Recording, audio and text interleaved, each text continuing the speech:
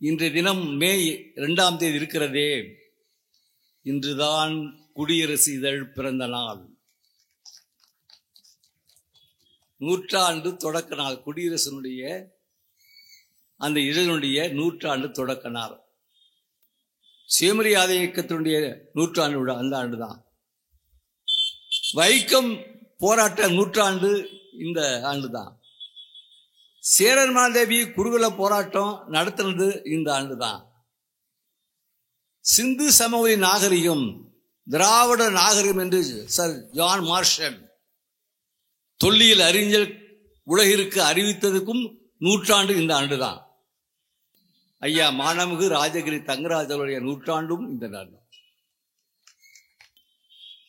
திராவிட கழகத்திற்கும் மற்ற அமைப்புகளுக்கும் உள்ள வித்தியாசம் சொன்னார். இது வெறும் கட்சி அல்ல, இது ஒரு இயக்கம். கட்சிக்கும் இயக்கத்திற்கும் அடிப்படையில் வேறுபாடு உண்டு. இது இயங்கிக் கொண்டே இருக்க வேண்டும், இயங்கி தீர வேண்டும். தந்தை பெரியார் நினைத்திருந்தால் அரசியலிலே எந்த பதவிக்கும் சென்றிருக்க முடியும். அவருடைய சீடர்கள் எல்லாம் ஆட்சி பொறுப்புக்கு வந்திருக்கிறார்கள். தந்தை பெரியாருக்கும் அந்த வாய்ப்பு கிடைக்கவில்லையா என்று கேட்டால் கிடைத்தது. வெள்ளைக்காரர் ஆட்சியிலே 2 முறை தந்தை பெரியார் நீதி கட்சி தலைவராக இருந்த பொழுது, நான் தான் சொன்னேன் சில நிகழ்ச்சிகளை சொல்லுவேன், 2 முறை அப்போது சென்னை மாநில முதல் மந்திரியில் பிரீமியர் பிரதமர் பேர், 2 முறை வெள்ளைக்கார கவர்னர் நீதி கட்சி தலைவரான தந்தை பெரியாரை சென்னை மாநில பிரதமர் பதவிக்கு அந்த பதவியின் பொறுப்பை ஏற்க வேண்டும் என்று கேட்டுக்கொண்ட பொழுது கூட அங்கதான் பெரியார் நிற்கிறார். நீங்க அட்ரஸ் தெரியாம வந்துட்டீங்க. அவர் சொன்ன வார்த்தை, ஐயா பேசின வார்த்தை சொல்றேன், நீங்க அட்ரஸ் தெரியாம வந்துட்டீங்க.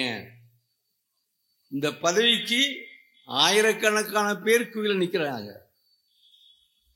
ஆனால் நான் ஏற்றுக்கொண்டிருக்கின்ற இந்த பணியை செய்ய என்னை விட்டால் வேறு நாதி இல்லை. அங்கதான் ஐயா இருக்கிறார். யாரும் சபலத்திற்கு ஆளாகக்கூடிய இடம் பதவி, யாரும் சறுக்கக்கூடிய இடம் அந்த பதவி. ஆனால் அந்த இடத்தில் சறுக்காமல் சபலத்திற்கு ஆளாகாமல் தந்தை பெரியார் சமூக புரட்சி இயக்கத்தொண்டு செய்த காரணத்தினால் நாம் தப்பித்தோம், பிழைத்தோம். இன்னைக்கு டாக்டர் சொன்னாங்க, இந்த நிலை இன்றைக்கும் வட மாநிலங்கள் கிடையாது. வட மாநிலங்களுக்கு சென்று பார்த்தவர்களுக்கு தான் தெரியும். நேற்று ஒரு செய்தி வந்திருக்கு, மத்திய பிரதேசத்தில் 15 வருஷமா பிஜேபி ஆட்சி. அங்க நடந்த 10ஆம் வகுப்பு 12ஆம் வகுப்பு அரசு தேர்வில் தேர்வு எழுத அத்தனை பேரும் தோல்வியடைந்தார்கள்.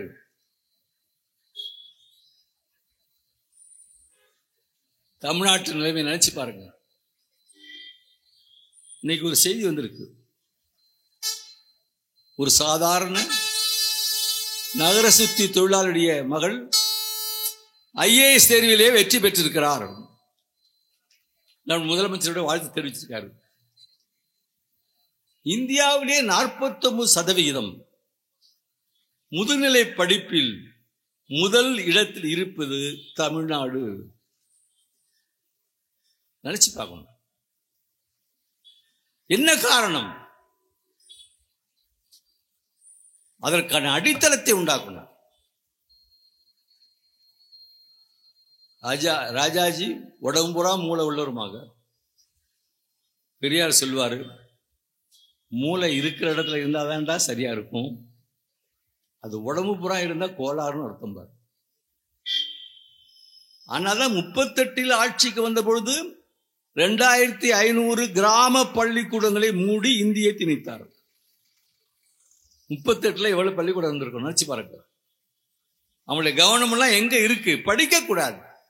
ஐயா சொன்னாங்க, மனு தர்மப்படி சூத்திரன் படிக்க கூடாது, படித்தால் அவன் நாக்கை அறுக்க வேண்டும், கேட்டால் காதுகளில் ஈயத்தை காய்ச்சி ஊற்ற வேண்டும், தெரியாமல் படுத்திருந்தால் நெஞ்சை பிளக்க வேண்டும். மனிதம் இருக்கு. நம்முடைய உதயநிதி ஸ்டாலின் சனாதனத்தை பத்தி சொன்னார்னு எவ்வளவுக்கும் வருது. அவர் சொன்னது என்ன தப்பு இருக்கு? அதுக்கு பதில் இல்லை. சனாதனத்தை பற்றி பேசலாமா? அந்த சனாதனம் தான் நம்மை படிக்கக்கூடாது என்று ஆக்கியது. ஒரு அரசியலிலிருந்து அவர் துணிச்சலாக பேசியிருக்கிறார். அவருக்காக நம்முடைய 1000 நன்றியை சொல்லலாம், பாராட்டுறோம். இந்த சுயமரியாதை இயக்கம் தோன்றியதே எதிர்ப்பில் தான் தோணுச்சு, எதிர் நீச்சல் தான் தோணுச்சு.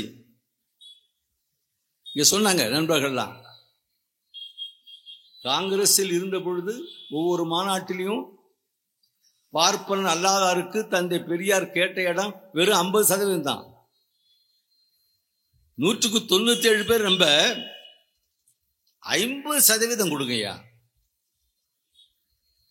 ஒவ்வொரு மாநாட்டிலும் தோற்கடிக்கப்பட்டது. ஒவ்வொரு மாநாட்டிலும் பெரியார் தொடர்ந்து தீர்மானத்தை கொண்டு சென்று கொண்டே இருந்தார். கடைசியாக காஞ்சிபுரம் மாநாடு, அதுவும் 1925 தான். இந்த நூற்றாண்டு தொடர்ந்து நவம்பர் மாதம் அவருடைய அருமை நண்பர் தமிழ்த்தென்றல் திருவிக்க தலைமை தாங்கும் மாநாடு. இந்த உணர்வு உள்ளவர் இந்த மாநாட்டில் அது நம்ம தீர்மானம் நிறைவேறும் என்று பெரியார் நினைத்தார். அது நடக்கவில்லை. செயற்குழு உறுப்பினர்களில் 1/3 பாகம் கையெழுத்து வாங்கிட்டு வாங்க, இந்த தீர்மானத்தை நிறைவேற்றுகிறோம் என்று சொன்னார். 2 பங்கு கையெழுத்து வாங்கி கொடுக்கிறார். இடைவெளிக்கு வெளில போயிட்டு பெரியார் வராரு. காங்கிரஸ் மாநாட்டின் தலைவர் தமிழ்த்தென்றல் தந்தை பெரியாரின் அருமை நண்பர் திருவிக்க அவர்கள் இந்த தீர்மானம் காங்கிரஸ் கொள்கைக்கு விரோதமானது என்று தள்ளுபடி செய்கிறார்.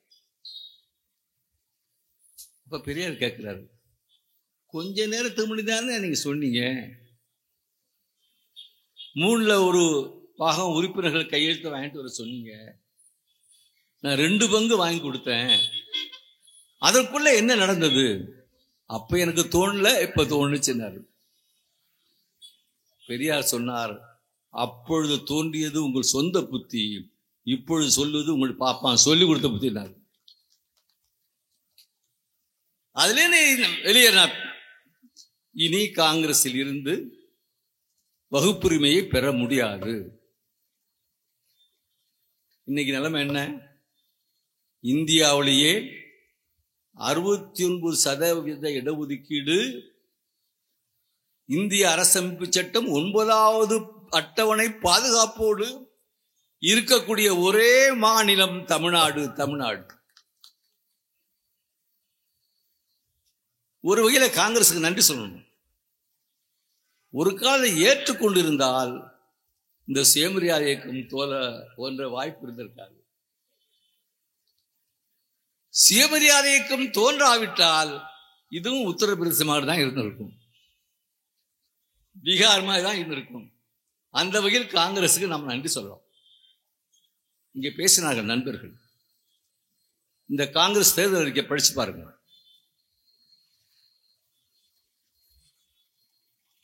கார்கே எழுதினாரா, ராகுல் காந்தி எழுதினாரா, அல்லது திராவிட கழக தலைவர் வீரமணி எழுதினாரான்னு தெரியல.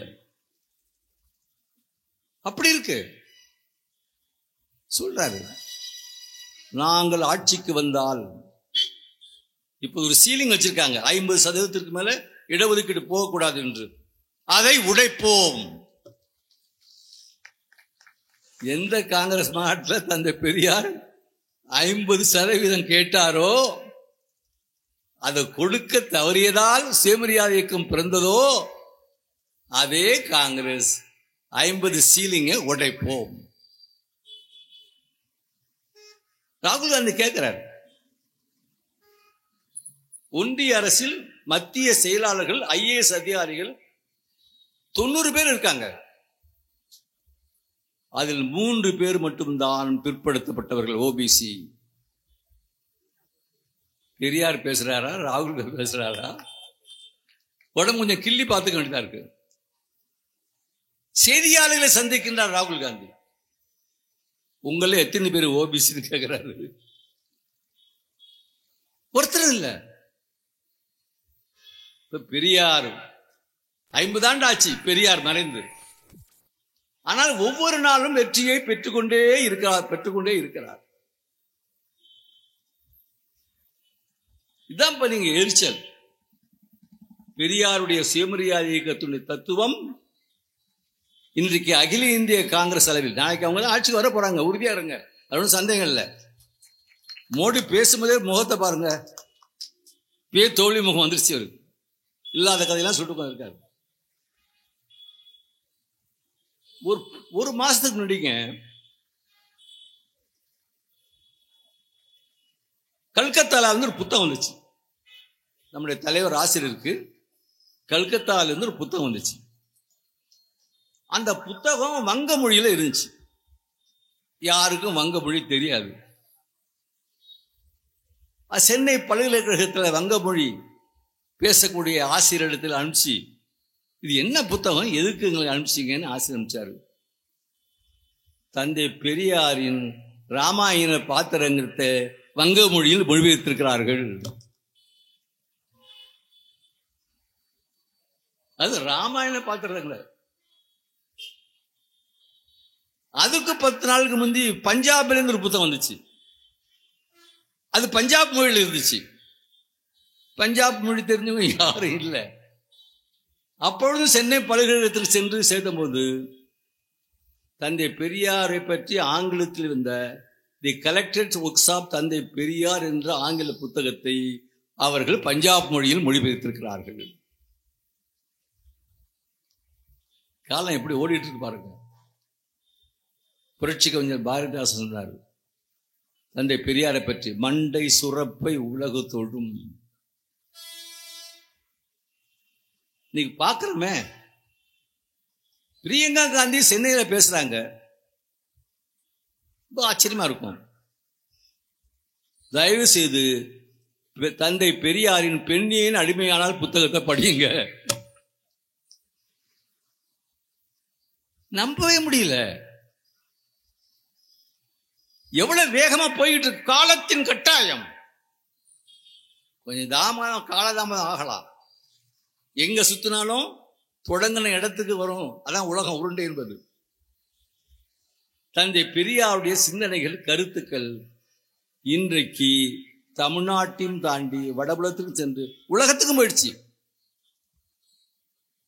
உலகத்துல பெரியார் பன்னாட்டு அமைப்புன்னு வச்சிருக்காங்க. ஒரு 8 ஆண்டுகளுக்கு முன்னால ஜெர்மன்ல கொலோன் பல்கலைக்கழகத்தில் பெரியார் சுயமரியாதை மாநாடு, அதுக்கு நான்லாம் போயிருந்தேன். நம்ம அமர் சிங் எல்லாம் கூட வந்தாரு. அடுத்த 2 ஆண்டுகளுக்கு பின்னால அமெரிக்காவில் வாஷிங்டனில் மேரிலேண்டில் ஒரு மாநாடு, அந்த மாநாட்டுக்கு நான் போயிருந்தேன். போன ஆண்டு கனடாவில் நடந்துச்சு, நான் போகல. அங்க பேசிய தலைவர்கள் எல்லாம் அமெரிக்காவை சேர்ந்தவர்கள், இங்கிலாந்தை சேர்ந்தவர்கள், பிரான்ஸ் நாட்டை சேர்ந்தவர்கள், ஜெர்மன் நாட்டை சேர்ந்த யாரும் பேராசிரியர்கள், துணைவேந்தர்கள், விஞ்ஞானிகள், ஆய்வாளர்கள், அவங்க தான் பேச முடியும். அவங்க சொன்ன ஒரு கருத்து என்ன தெரியுமா தோழர்களே? இன்றைக்கு உலக மக்கள் அமைதியை தொலைத்துக் கொண்டிருக்கிறார்கள். எங்கு பார்த்தாலும் மத கலவரங்கள். வரலாற்றில் ஒன்று சொல்லுவாங்க, மத காரணங்களுக்காக மனித ரத்தம் சிந்தப்பட்டது போல் வேறு எந்த காரணங்களுக்காகவும் சிந்தப்பட்டது இல்லை. அப்ப அவங்க என்ன பேசினாங்க? அப்படி என்றால் இனி மதமற்ற ஒரு உலகம் தேவை. உலகம் அமைதியாக இருக்க வேண்டும் என்றால், மக்கள் சமுதாயத்திலே அமைதி தென்றல் உலவ வேண்டுமென்றால் மதமற்ற ஒரு சமுதாயம் தேவை. அந்த மதமற்ற சமுதாயம் உருவாக வேண்டுமென்றால் தந்தை பெரியார் ஈவி ராமசாமியுடைய கொள்கை தேவை. யார் பேசுறா? லண்டன்ல இருக்கிற விஞ்ஞானி பேசுறார், அமெரிக்காவில் இருக்கிற பேராசிரியர் பேசுறார், ஜெர்மனியில் இருக்கின்ற பேராசிரியர் பேசுறாங்க. அதான் புரட்சி கவிஞர் சொன்னதுதான், மண்டை சுரப்பை உலகு தொழும் என்ற நிலைமை. இந்த இயக்கத்தை ஆரம்பிக்கும் பொழுது தந்தை பெரியார் சொல்றாரு, என்னே நம்பிதான் இந்த இயக்கத்தை ஆரம்பிச்சாங்கிறாரு.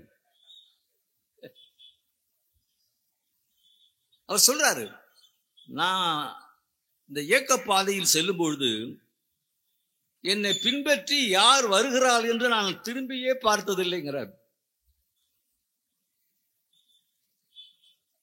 வரவங்களை வரவழைக்கிறேன், போறவங்கள வழி வரை வாசல் வரை சென்று அனுப்பி வைக்கிறேன்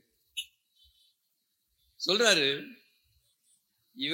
இந்த இயக்கத்தை ஆரம்பிக்கும் போது கூட நாம் என்னையே எண்ணி இப்பெரும்பணி ஏற்றேன் என்று ஒரு பாட்டில் சொல்லப்படுதல் போல நம்மையே நாம் பொறுப்பாளியாகவும் உதவியாளனாகவும் என்னையும் நம்பியும்தான் இக்காரியத்தில் இறங்குமே ஒழிய நமக்கு தொண்டர்கள் உண்டு, தலைவர்கள் உண்டு, சிநேகிதர்கள் உண்டு, பண உதவி செய்பவர்கள் உண்டு என்று நினைத்து அவர்கள் உதவி கிடைக்கும் என்ற நம்பிக்கை வைத்து இவ்விஷயத்தில் நாம் இறங்கவில்லை. எவ்வளவு தன் நம்பிக்கை பாருங்க.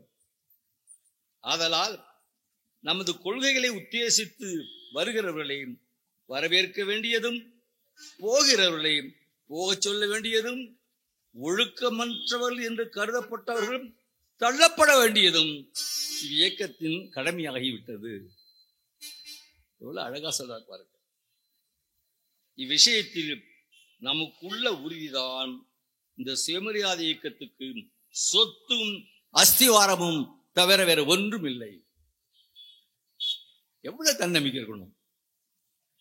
இன்னைக்கு வெற்றி பெற்றுட்டார கலைஞரை பார்த்து, முத்தமிழறிஞர் கலைஞரை பார்த்து ஒரு பத்திரிக்கை ஒரு வரியில உங்களை பத்தி சொல்லுங்க அப்படின்னு கேட்கிறான். என்ன சொன்னாரு? மானமிகு சுயமரியாதைக்காரன். ஒரு முதலமைச்சர் எவ்வளவு சொல்லலாம் இல்லையா? ஒரு வரியில சொல்லணும்னா நான் மானமுள்ள சுயமரியாதைக்காரன். அண்ணா முதலமைச்சராக இருந்தார். அப்ப முழு ஆதீனும் சட்டமன்ற உறுப்பினர், பின்னால சபாநாயகராக கூட வந்தார். அவர் ஒரு கேள்வி எழுப்புறார் சட்டமன்றத்தில், தந்தை பெரியாருக்கு தியாகி மானியம் கிடைக்குமா? ஏன்னா பெரியார் ஃப்ரீடம் ஃபைட்டர், இந்தியா சுதந்திரத்துக்காக பாடுபட்டவர். கோர்ட் பகிஷ்காரம் என்று காந்தியா சொன்ன நேரத்தில் தனக்கு வரவேண்டிய 50,000 ரூபாய், அந்த காலத்தில் 50,000 அடிச்சிருவாங்க, அந்த பிராமிஸ் நோட்டை கிழிச்சி எறிஞ்சவர். கள்ளுக்கடை மறியல் குடும்பத்தோடு சிறைக்கு போனவர். தியாகி மானியம் கிடைக்க அவருக்கு தகுதி உண்டு. ஒன்றிய அரசு ஃப்ரீடம் ஃபைட்டர் என்கின்ற தாம்பர பத்திரத்தை கொடுக்க முதலமைச்சர் கலைஞர் அவர்கள் பெரியார் திடலுக்கு பெரியாரை தேடி வந்து அந்த பத்திரத்தை கொடுத்தார். இதெல்லாம் வரலாற்று உண்மைகள். அண்ணாட்ட கேட்டார் முனுவாதி, பெரியாருக்கு தியாகி மானியம் கிடைக்குமா? உடனே அண்ணா எழுந்தார், இந்த அமைச்சரவை தந்தை பெரியாருக்கு காணிக்கிறார். பெரியார் அரசியலுக்கு போகல, ஓட்டு கேட்கல, ஆனால் ஒரு ஆட்சி எப்படி நடக்க வேண்டும் என்பதை மக்கள் மத்தியில் கொண்டு சென்று மக்களை திரட்டினார்.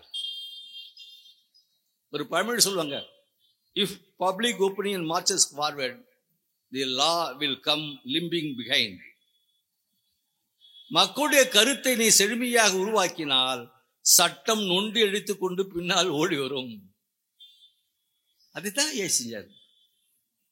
இவ்வளவு சட்டங்கள் நீங்க வந்திருக்க, சுயமரியாதை திருமணம் செல்லுபடியாகும், சென்னை மாநிலத்திற்கு தமிழ்நாடு, இந்திக்கு வேலை இல்லை, தமிழ் ஆங்கிலம்தான், பெரியார் நினைவு சமத்துவபுரங்கள், பெண்கள் படித்தா அவங்களுக்கு மாதம் 1000 ரூபாய், உழவர் சந்தை. இந்த சிந்தனை எங்க வந்துச்சு? பழைய சுயமரியாதைக்கு மாநாட்டு தீர்மானங்களை படித்து பார்த்தால் இவையெல்லாம் 100 ஆண்டுகளுக்கு முன்னாலே அந்த மாநாடுகளில் நிறைவேற்றப்பட்ட தீர்மானங்கள். தந்தை பெரியார் அரசியலுக்கு செல்லல, பதவிக்கு செல்லல. ஆனால் எந்த அரசு வர வேண்டும், எது வரக்கூடாது. இப்ப கூட நம்முடைய தலைவர் ஆசிரியர் வீரமணி அவர்கள் இந்த தேர்தலை பற்றி சொல்லுகின்ற பொழுது யார் வர வேண்டும் என்பதை விட யார் வரக்கூடாது என்பதுதான் முக்கியம். அதுதானே முக்கியம், அதுதானே வீழ்ச்சி ஆயிருக்கு. அதுதான் தந்தை பெரியார் செய்தார். ஆச்சாரியார் 52 வந்தப்ப என்ன பண்ணாரு? அரை நேரம் படிச்சா போதும், அரை நேரம் அப்பன் தொழில் செய்யணும். இன்னைக்கு புதிய கல்வி திட்டம் அப்படிதான் மத்திய அரசாங்கம் கொண்டு வந்திருக்கு. விஸ்வகர்மா யோஜனான்னு ஒரு கல்வி திட்டம் வந்திருக்கு. எல்லாமே குலக்கல்வி திட்டம் தான். ஏன்னா RSS கொள்கை அதுதான். அப்பொழுது குலக்கல்வி திட்டத்தை கொண்டு வந்த நேரத்தில் தந்தை பெரியார் தலைமையில நாடே பொங்கி எழுந்துச்சு. தஞ்சாவூருக்குள்ள பெருமையை சொல்றேன். திருச்சியிலேருந்து ஒரு படை 100 பேர் போறாங்க சென்னைக்கு. இந்தி எதிர்ப்பு போராட்டம் 38. தலைமை தாங்கினது யார் தெரியுமா? தஞ்சையை சேர்ந்த குமாரசாமி பிள்ளை. தஞ்சை அவருடைய தளபதி பட்டுக்கோட்டை அஞ்சான் அழகிரி. இன்னொரு இது சொன்னா வேடிக்கை ஆச்சரியமா இருக்கும். 100 பேர் போறாங்க, 99 பேர் ஆண்கள், ஒரே ஒருவர் பெண். அவர்தான் மூவலூர் மூதாட்டி ராமாவரத்து அம்மையார். வேற எந்த இயக்கத்தையும் முடியுங்களா? 99 ஆண்கள், ஒரே ஒரு பெண். அந்த படை புறப்பட்டு போகுது. எல்லாம் நினைச்சு பாருங்க. அதே மாதிரி 54 நாகப்பட்டினம் அந்த குலக்கல்வி திட்டத்தை ராஜாஜி கொண்டு வர்றாரு. அப்பெல்லாம் தஞ்சை மாவட்டத்தில் நாகப்பட்டினம் தஞ்சை மாவட்டம் தான். அந்த மாநாட்டில் ஒரு தீர்மானம் போடுறாங்க, இந்த குலக்கல்வி திட்டத்தை எதிர்த்து. நாகப்பட்டினத்திலிருந்து ஒரு படை புறப்படும். அந்த படைக்கு தலைவர் யார்? அன்றைய தஞ்சை மாவட்ட திராவிட தலைவர் நீடாமங்கலம் ஆறுமுகம். அந்த படை புறப்படுவதற்கு முன்னால் ராஜாஜி பதவியை விட்டு வெளியிட்டார். சார் தகவல் சார், செய்திகள் எப்படி வந்தோன்னு. பதவி விலகினதுக்கு அப்புறம் யார் முதலமைச்சர் ஆகிறது காங்கிரஸ்ல? அப்ப தமிழ்நாடு காங்கிரஸ் கமிட்டியுடைய தலைவர் காமராஜர். அவரு நான் வரமாட்டேங்கிறாரு. அப்பயே காங்கிரஸ் உள்ள ராஜாஜி கோஷ்டி, சத்தியமூர்த்தி கோஷ்டி. சத்தியமூர்த்தி காமராஜுக்கு வேண்டியவர். இன்னைக்கு இருக்கு பாருங்க, ஓமந்தாரம் மருத்துவமனை, பழைய சட்டமன்றம், புதிய சட்டமன்றம். அங்க டாக்டர் வரதராஜன் நாயுடு. தமிழ்நாட்டில் அன்னைக்கு 3 பேர் சொல்லுவாங்க காங்கிரஸ்னா: நாயுடு, நாய்க்கர், முதலியார். நாயுடுனா டாக்டர் வரதராஜ நாயுடு, முதலியார்னா திருவே கல்யாண சுந்தரனார், நாய்க்கர்னா பெரியார். ஆக காங்கிரஸ் என்பது நாயுடு, நாய்க்கர், முதலியார். அப்பெல்லாம் ஜாதிப்பட்டம் தானே. டாக்டர் வரதராஜன் நாயுடு வீட்டில் அமர்ந்து, நீங்க தெரிஞ்சுக்கணும், காமராஜை வரவழைத்து பேச்சுவார்த்தை நடக்குது. நீங்க ஏன் முதலமைச்சர் ஆவதற்கு சம்மதிக்க மறுக்கிறீங்க? இல்லைங்க, பிராமண பத்திரிகைலாம் நான் சும்மா விட மாட்டான், ஏற்கனவே ராஜாஜிக்கு நான் எதிரி. அப்ப சொல்றார் பெரியார், பார், காங்கிரஸ் எதுக்கணும்னா நான் தான் எதுக்கணும். நான் சொல்றேன், நீங்க இந்த பொறுப்பை ஏத்துக்குங்க, வெளியில வர எதிர்ப்பை நான் பார்த்துக்கிறேன். அப்படி சொன்னதற்கு பின்னால் தான் காமராஜர் முதலமைச்சர் ஆனார் என்ற தகவலை உங்களுக்கு தெரிவித்துக் கொள்ள விரும்புகின்றேன். எவ்வளவு பெரிய வரலாறு. அதே மாதிரி காமராஜ் வந்தார், குலக்கல்வி திட்டத்தை ஒழிச்சாரு, மூடிய பள்ளிக்கூடங்களை திறந்தாரு, மதிய உணவு திட்டத்தை பெருக்கினாரு. என்ன கல்கி காட்டும் போட்டான் தெரியுங்களா? கதர் சட்டைக்குள் கருப்பு சட்டை. பெரியார் எங்க போனாலும் அவர் சாயம்தான் விட்டோம். உடனே தந்தை பெரியார், கர்ம வீரர் காமராஜர், கல்வி கண்ணை திறந்த காமராஜர், அடுத்தவர் பச்சை தமிழர் காமராஜர். நல்ல பேர் வைக்கணுமா குழந்தைக்கு? காமராஜ். நீங்க 60 வயசு 70 வயசுக்கு மேல காமராஜ்னு யாருக்காச்சும் பேர் இருந்தா அது தந்தை பெரியாரால் வைக்கப்பட்ட பேராகத்தான் இருக்கும். ஆக அரசியலுக்குள் பெரியார் போகவில்லை, இந்த இயக்கம் செல்லவில்லை. ஆனால் அரசியலை வழிநடத்திருக்கிறது, அரசியல் பாதையை செப்பனிட்டிருக்கிறது என்று எண்ணி பார்க்க வேண்டும். பாருங்க, கையில் ஒரு நோட்டீஸ் இருக்கு. இது 1899 வருஷம் போட்ட நோட்டீஸ். 125 வருஷம் ஆச்சு. இதெல்லாம் எங்கள்கிட்ட பத்திரமா இருக்கும். இது ஒரு நாடகத்தை பற்றிய நோட்டீஸ். நாடகத்தின் பேரு அபிராம சுந்தரி சரித்திரம். எங்க நடக்குது? சென்னையில் ஒரு இடத்துல நடராஜ சபா, நடராஜ விலாச நாடகசாலை நடக்குது. இந்த நாடகத்தை பற்றி என்ன கதை, என்ன முக்கியமான சம்பவங்கள்லாம் போடுறாங்க. கடைசியாக என்ன சொல்கிறாங்கன்னா அங்கதான் கவனிக்க வேண்டிய விஷயம். அங்கே உட்காரத்துக்கு இடம்லாம் இருக்கும் இல்லையா? சோபா இருக்கும், நாற்காலி இருக்கும், எல்லாம் இருக்கும் இல்லையா? சோபா ₹1, ரிசர்வ் சேர் 12 அண்ணா. அப்பெல்லாம் அண்ணாதான், இப்போதான் பைசா. அப்பெல்லாம் 12 அண்ணா. இன்டர்மீடியட் சேர் 8 அண்ணா. அன்ரிசர்வ்டு சேர் 6 அண்ணா. கேலரி 4 அண்ணா. புருஷாளுக்கு பாய், புருஷாள்னா ஆண்கள், அப்ப தமிழ் அப்படிதான், பாய், விரிச்சு போற பாய் 3 அண்ணா. ஸ்ரீகளுக்கு ஜமக்காலம் 4 அண்ணா. பெண்களுக்கு ஸ்ரீகளுக்கு பாய் 3 அண்ணா. இதெல்லாம் ரைட்டு தான். அப்புறம் பாருங்க, 10 வயதுக்கு உட்பட்ட சிறுவர்களுக்கு ரூபாய்க்கு அரை டிக்கெட் 2 அண்ணா. பந்தலுக்குள் சண்டை சச்சரவு செய்பவர்களையும் சுருட்டு முதலிய லாகரி வஸ்துக்களை வருபவர்களையும் கலகம் விளைவிப்பவர்களையும் போலீசாரிடம் ஒப்புவிக்கப்படும். இதெல்லாம் அந்த காலத்துல. அடுத்தது கவனிங்க, பஞ்சமர்களுக்கு இடமில்லை.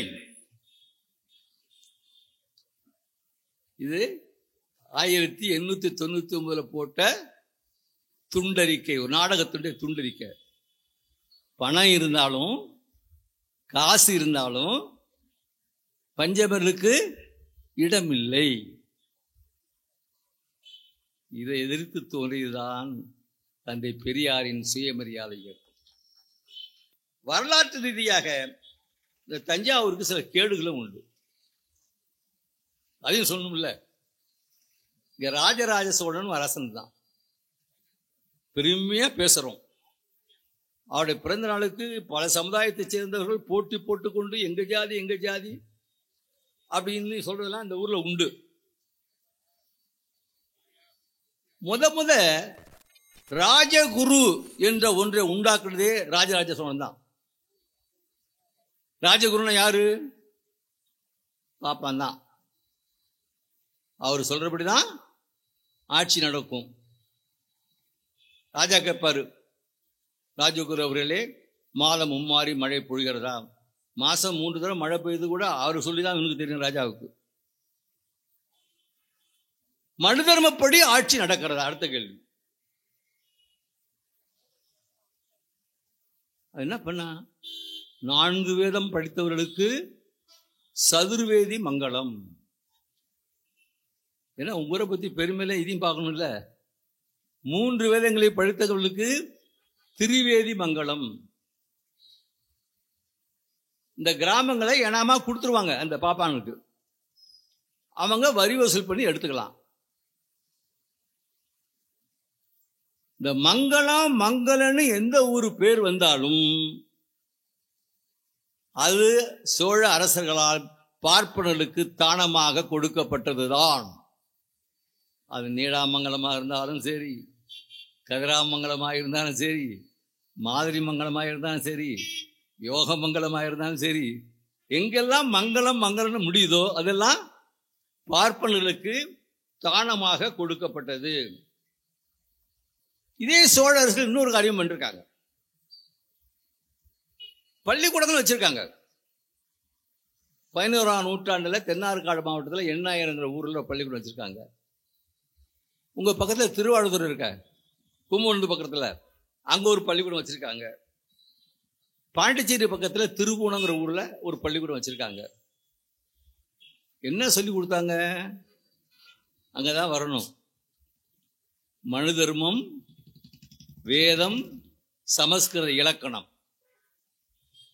அப்புறம் யார் படிச்சிருப்பா சொல்லுங்க? பார்ப்பனர்களுக்கு மட்டும்தான் படிப்பு. இந்த தஞ்சாவூருக்கு ஒரு பெருமை இருந்தா கூட முத கோயில் கருவறைக்குள் அர்ச்சகர்களை வடநாட்டிலிருந்து கொண்டு வந்தவர் ராஜராஜ சோழன். பெண்களுக்கு பொட்டு கட்டி தேவதாசிகள் ஆக்கியவர் ராஜராஜ சோழன். யாரும் தைரியமா சொல்ல மாட்டாங்க. அந்த வரலாற்று கேடும் இந்த ஊருக்கு உண்டு. அதையும் பதிவு பண்ணும்ல.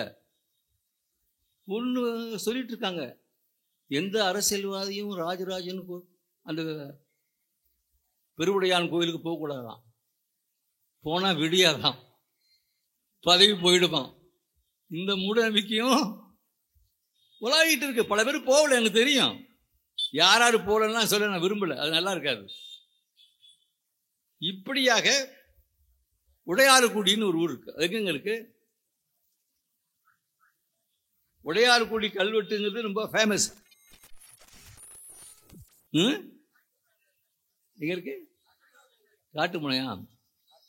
அதுல ஆதித்த கரிகாலன் ஒரு சோழ அரசன், சுந்தர சோழனுடைய மகன்.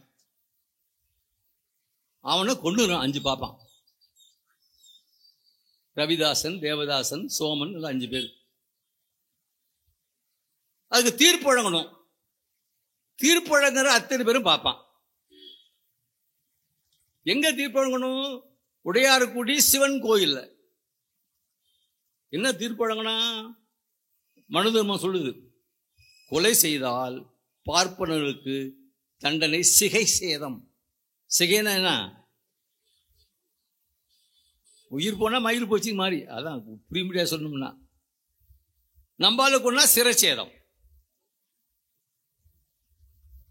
சிறனா கழுத்து. அப்ப அந்த கொலை செய்த 5 பேருக்கு என்ன தண்டனை தெரியுமா? இந்த வரலாற்றை தெரிஞ்சுக்கணும். 32 பசுக்கள், 12 குடம் பொன் தங்கம் கொடுத்து, பணியாட்கள் ஆடை அணிமணிகள் கொடுத்து, பல்லக்கில் ஏற்றி ஊர் எல்லையில் கொண்டு விட்டார். இன்னைக்கும் தஞ்சாவூர் எழும்பூர்ல, சென்னை எழும்பூர்ல அந்த அருங்காட்சியகத்தை பார்த்தா அந்த கல்வெட்டு இருக்கு. உடையாறுக்குடி கல்வெட்டு. ஏதோ கரிகால் சோழன் நல்ல காரியத்தை பண்ணான். ஒரு அணையை கட்டினான், மற்றவெல்லாம் கோயிலை கட்டினான். அதுக்காக கூட நாங்கள் ஒரு விழா எடுத்தோம். அந்த ஊர்ல ஒரு பெரிய ஊர்வலம், ஒரு பெரிய மாநாடு கூட நாங்கள் நடத்திருக்கோம். இப்படி நம்முடைய அரசர்கள்லாம் பெரும்பகுதி பார்த்தீங்கன்னா பாப்பானுக்கு மாரடைச்சு அவனுடைய காலமெல்லாம் போய்விட்டது என்பதை நாம் எண்ணி பார்க்க வேண்டும். இந்த சுயமரியாதை இயக்கத்தை சொல்லும் பொழுது தஞ்சை மாவட்டத்தில் ஒரு மாநாடு நடந்திருக்கு. தஞ்சாவூர் சுத்திட்டு வரணும்ல. 1927 தஞ்சை மாவட்டத்தில் சுயமரியாதை இயக்க மாநாடு நடந்திருக்கு.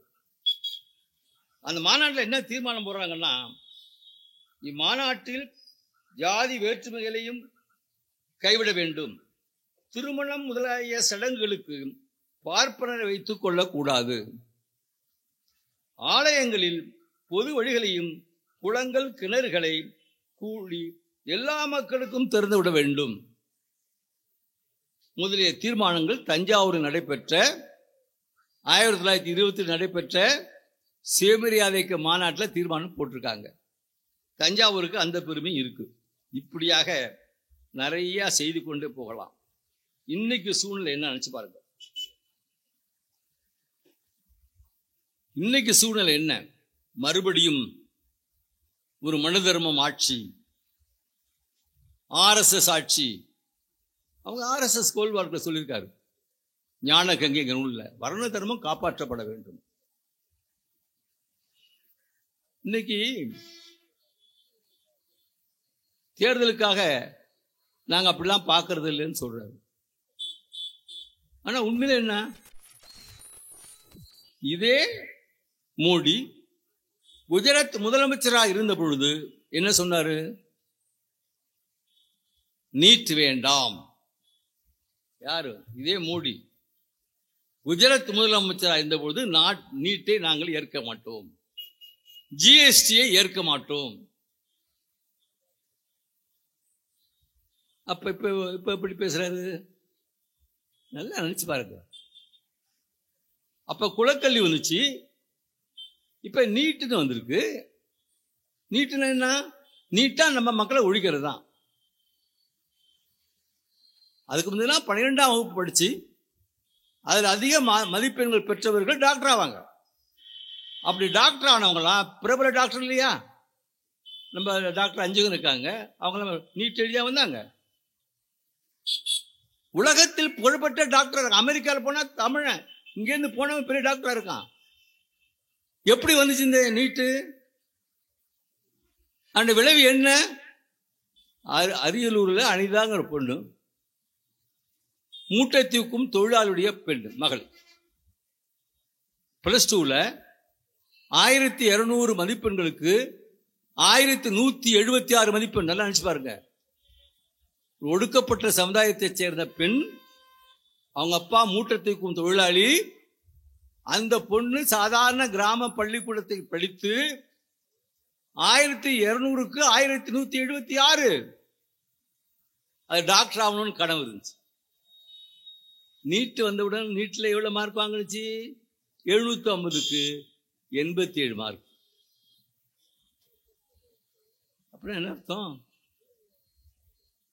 தன்னுடைய கனவு நனவாகவில்லையே என்ற காரணத்தினால அது தன்னை தற்கொலை பண்ணிக்கிடுச்சு. வருசலா தற்கொலை நடந்துகிட்டே இருக்கு. மத்திய பிரதேசம் பிஜேபி ஆளுகின்ற மாநிலத்தில் தொடர்ந்து தற்கொலைகள் நடந்து கொண்டே இருக்கின்றன. நீ மறந்துடக்கூடாது.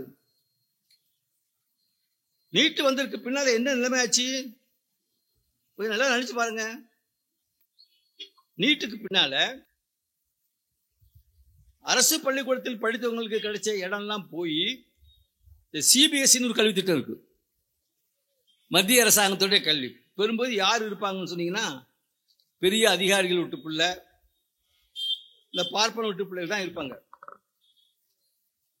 அதுல என்ன ஆச்சுன்னா, CBSEல படிச்சவங்கெல்லாம் +2ல எத்தனை இடங்கள் கிடைச்சதோ, நீட் வந்ததற்கு பின்னால என்ன ஆச்சுன்னு சொன்னீங்கன்னா 20 மடங்கு அதிகம். அப்ப யாருக்கு அது பயன்படுச்சு? நல்லா நினைச்சு பாருங்க. இப்ப EWS கொண்டு வந்திருக்கான், எக்கனாமிக்கலி வீக்கஸ்ட் செக்ஷன். யாரு? எல்லாருக்கும் இல்ல, பொருளாதாரத்தில் நலிவடைந்தவங்க எல்லா ஜாதியும் இருக்காங்க. பொருளாதாரத்தில் நலிவடைந்த உயர்ந்த ஜாதிகள் எப்படி கொண்டு போறாங்க பாருங்க. ஏற்கனவே கல்வியிலும் சமூக நிலையிலும் யாரு வாய்ப்பு இல்லாதவர்களோ அவர்களுக்கு தான் இடம் ஒதுக்கீடு. சட்டம் தான் சொல்லுது. அவசரமா மோடி இப்படி சட்டத்தை கொண்டு வந்தாரு. எதுக்காக கொண்டு வந்தாரு? அதனுடைய விளைவு என்னாச்சு தெரியுமா? தோழர்களே, ஸ்டேட் பேங்க்ல ஒரு பரீட்சை நடந்துச்சு. அந்த ஸ்டேட் பேங்க் ரிசல்ட் வந்திருக்கு. அந்த ரிசல்ட்ல நீங்க பாத்தீங்கன்னா, SCயா இருக்கிறவன், தாழ்த்தப்பட்டவன் 62 மார்க் வாங்கணும், ST 61 மார்க் வாங்கணும், OBC 62 மார்க் வாங்கணும். பொருளாதாரத்தில் அடிந்த உயர் ஜாதி பார்ப்பனர்கள் எவ்வளவு மார்க் தெரியுங்களா? 28 மார்க் வாங்கினால் அவர்களுக்கு வேலை என்ற புள்ளிவரம் இருக்கு.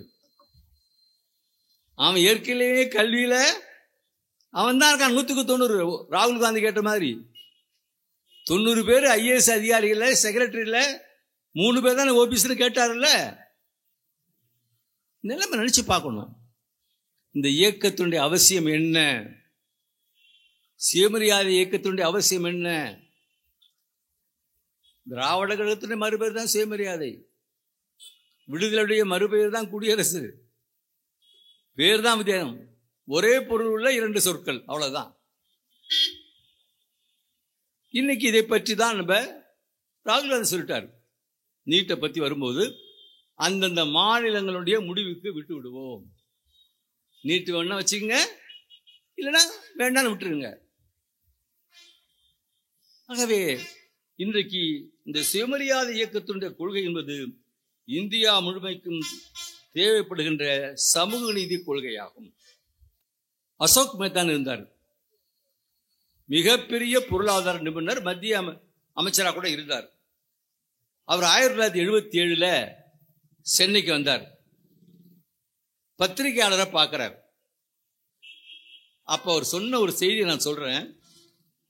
தென்னகத்தில், குறிப்பாக தமிழ்நாட்டில் இன்றைக்கு 50 ஆண்டுகளுக்கு முன்பே பிற்படுத்தப்பட்ட மக்களின் மீது உயர்ஜாதிக்காரர்கள் செலுத்திய ஆதிக்கத்தை எதிர்த்து சுயமரியாதை இயக்கம் அறைகூவல் விடுத்தது. சொல்றது யாரு? அசோக் மேத்தா. அதில் வெற்றியும் கண்டது. அரசியலையும் கைப்பற்றினார்கள். அரசியலை கைப்பற்றின யாரு? திராவிட இயக்கம். அரசியலையும் கைப்பற்றினார்கள். தமிழகத்தில் ஏற்கனவே நடந்துள்ள இத்தகைய மாற்றத்தின் எதிரொலியை அண்மையில் சில மாதங்களாக வட மாநிலங்களும் நடந்து கொண்டிருக்கிறது. இவங்களாம் எவ்வளவு தொலைநோக்கோட இன்னைக்கு அதான் நடந்துட்டு இருக்கு. ஆக சுயமரியாதை இயக்கத்தினுடைய கொள்கை எந்த நோக்கத்திற்காக தந்தை பெரியார் அவர்களால் உருவாக்கப்பட்டதோ அந்த கொள்கை தமிழ்நாட்டையும் தாண்டி வட மாநிலங்களும் பரவி இன்றைக்கு உலக இயக்கமாக அது பரவி கொண்டிருக்கிறது என்பதை இந்த நேரத்திலேயே நான் தெரிவித்துக் கொள்ள கடமைப்பட்டிருக்கின்றேன். இந்த கொள்கை ஒரு கட்சிக்கு அல்ல. பெரியார் சொல்றாரு, நான் என்னைக்குமே கட்சிக்காரன் இல்லை. அப்படின்னா யாரு? நான் ஒரு கொள்கைக்காரன். அதனால்தான் நான் நேற்று வரைக்கும் ஒருத்தனை ஆதரிச்சிருப்பேன். நாளைக்கு யாரை ஆதரிப்பேன் எதிர்ப்பேன்னு எனக்கே தெரியாது. அவன் எப்படி நடந்து கொள்றானோ அதை பொறுத்தது. அந்த அடிப்படையில் தான் இன்றைக்கும் ஒரு காலத்தில் காங்கிரஸை எதிர்த்த திராவிட கழகம் இன்றைக்கு இருக்கின்ற சூழ்நிலையில காங்கிரஸ் தலைமையிலான இந்தியா கூட்டணி வெற்றி பெறுவது என்பது காங்கிரசுக்காக அல்ல. தந்தை பெரியார் சொன்ன 197% இருக்கக்கூடிய பார்ப்பன் அல்லாத மக்களுடைய முன்னேற்றத்திற்கும் வளர்ச்சிக்கும் வருகின்ற தேர்தலிலே இந்தியா கூட்டணி வெற்றி பெற்றாக வேண்டும். பிரதமர் யாரும் சொல்லுங்க. இது அதிபர் தேர்தலா? பிரதமர் யாரு என்பதை வெற்றி பெற்ற உறுப்பினர்கள் தேர்வு செய்ய வேண்டியதான ஜனநாயகம். அதிபர் தேர்தல்னா அமெரிக்காவில் இருக்கும். யார் அதிபர்னு இங்க இல்லையே. இன்னைக்கு இவர் அதிபர் ஆயிட்டாரு. அங்கேயும் பிரச்சனை இருக்கு. RSS பிரச்சனை இருக்கு. இவர் மறுபடியும் கொண்டு வரணுமா? ஜெயிக்கட்டும், அது வேற விஷயம். இல்லையாங்கிற பிரச்சனை கட்சிக்குள்ளேயும் இருக்கிறது. அந்த வகையிலும் தந்தை பெரியாருடைய கொள்கை வெற்றி பெற்றே தேரும். அதற்காக இப்பொழுதே முன்கூட்டியே உங்களுக்கு நல் வாழ்த்துக்களை தெரிவித்துக் கொண்டு இந்த வாய்ப்பிற்கு நன்றி கூறி விடைபெறுகின்றேன். வணக்கம்.